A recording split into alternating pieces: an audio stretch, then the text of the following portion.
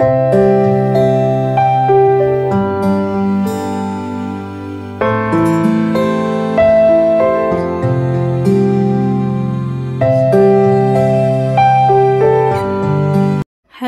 And welcome back. तर कसे आहात तुम्ही सगळे? आय होप की तुम्ही सगळे मस्तच असाल. चला तर मग आजच्या व्हिडिओला सुरुवात करूया.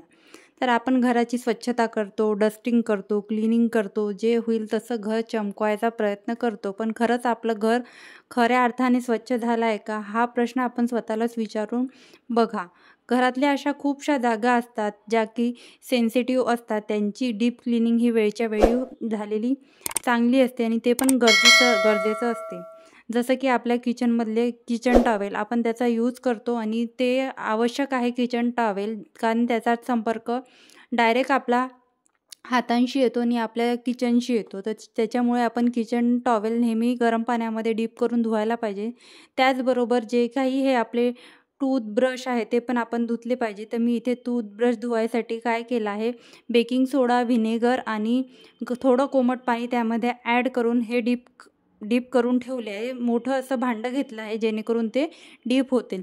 त्याचप्रकारे आपल्या घरात असे कंगवे राहतात आणि आमच्याकडे प्रत्येकाचे वेगळे आम्ही कंगवे वापरतो. तर ते पण एका गरम पाण्याच्या पातेल्यामध्ये मी भिजवून ठेवले आणि त्याच्यामध्ये मी निरमा टाकला आहे. आणि त्याचप्रकारे आपल्या घरात जे काही स्क्रब असतात त्या स्क्रबमध्ये मी बेकिंग सोडा आणि व्हिनेगर टाकून ते पण भिजत टाकले, जेणेकरून त्याची पण डीप क्लिनिंग होईल. आणि आपल्या घरामध्ये जे काही चॉपर असतं, चॉपरमध्ये आपण जेव्हा भाज्या वगैरे कापतो तर चाकूमुळे त्याला असे कट पडतात. तर असे कट पडल्यामुळे त्याच्या आतमध्ये असे किटाणू, जर्म्स राहते आणि आपल्याला क्रॉस कंटॅमिनेशन होऊ शकते. तर हे टाळण्यासाठी आपण काय करू शकतो, बेकिंग सोडा आणि व्हिनेगर टाकून एकदा सॉफ्ट स्क्रबरने घासून घेऊ शकतो. नसेल तुमच्याकडे व्हिनेगर वगैरे तर मीठ आणि निंबू आपण घासून ते चॉपर एकदम क्लीन करू शकतो, जेणेकरून त्याच्यामध्ये कुठे पण बारीक किटाणू राहणार नाही.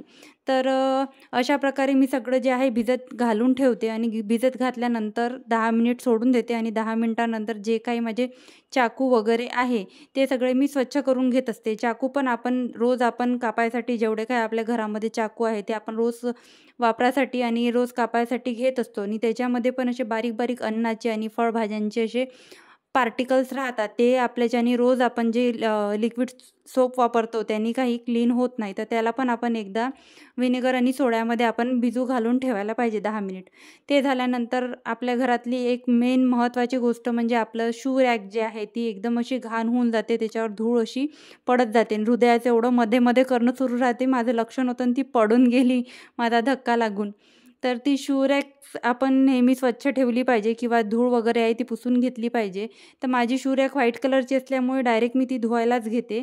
आणि जेव्हा आपण मी शू रॅक धुवायला घेते आणि त्यामधले सगळ्या चप्पल पण धुवून टाकते, चप्पल पण 10 मिनिट भिजू टाकते. त्याचबरोबर जेवढ्या काही माझ्या घरामध्ये पायपुसण्या आहे तेवढ्या मी धुवून टाकत असते. पायपुसण्या पण धुवत आलंच पाहिजे, त्याच्यामुळे पण आपल्याला जे आहे घरामध्ये घाण जी आहे ती राहू शकते आणि त्याचं पण इन्फेक्शन होऊ शकते. तेव्हाच आपली जी आहे डीप क्लिनिंग होते, जेव्हा आपण आपल्या घरामधल्या अशा छोट्या गोष्टींकडे लक्ष देत असतो. तर मी काही म्हणजे हृदयाची जी गोधडी होती, ज्या पाळण्याला लावायची, पाळणा करते मी त्या गोधडींचा, ते आणि माझी एक गादीची खोड होती ते मी धुवायला टाकली होती. म्हणजे सकाळीच भिजत टाकली होती आणि आता 2 ते 3 तास त्याला इझिली झाले आहे. तर माझं किचनमध्ये सगळं मी मुरत ठेवलं आहे. तर तोपर्यंत ते माझं छान मुरते, तोपर्यंत म्हटलं मी माझे इकडे क्लिनिंग करून घेते.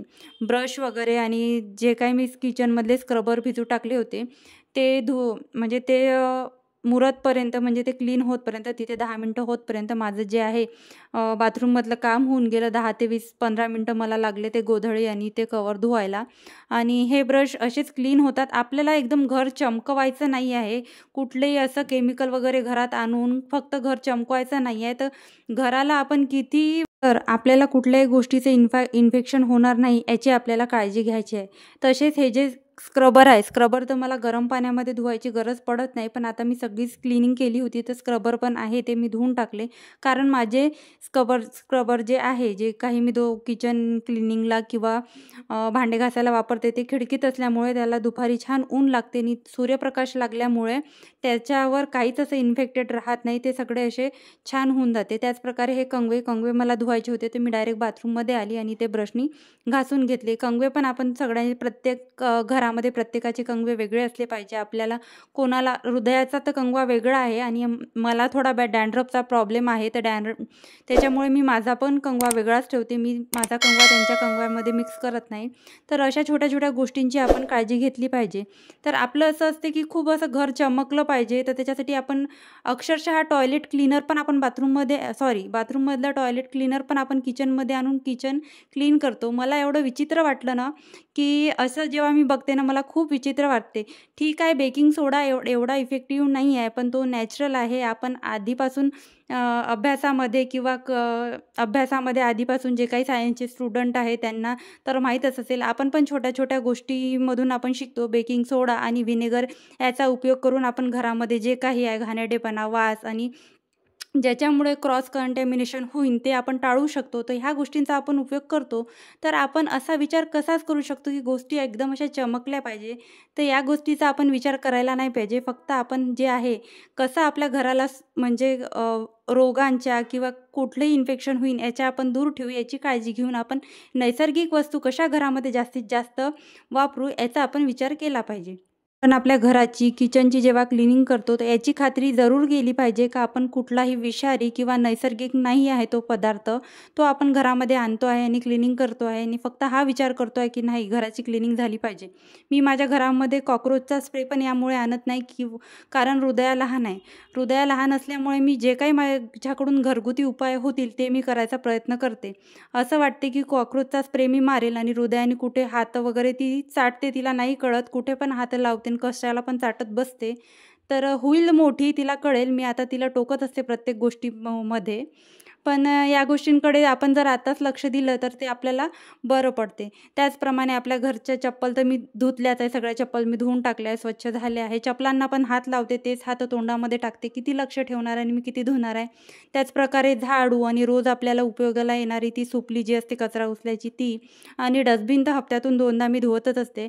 आणि हृदयाचं असं आहे, आता तिला मी फक्त एकचदा म्हटलं की डस्टबिनमध्ये कचरा नेऊन टाक, इथे-तिथे कचरा टाकू नको. तर इतकी ती डस्टबिनजवळ जात होती इतक्यात आणि इतकं मला इरिटेशन होत होतं आणि काय 2-3दा तर तिने जे चॉकलेटचे रॅपर आहे ते डस्टबिनमधून काढून पण आणले आणि मला असं म्हटलं की मम्मा मला चॉकलेट दे.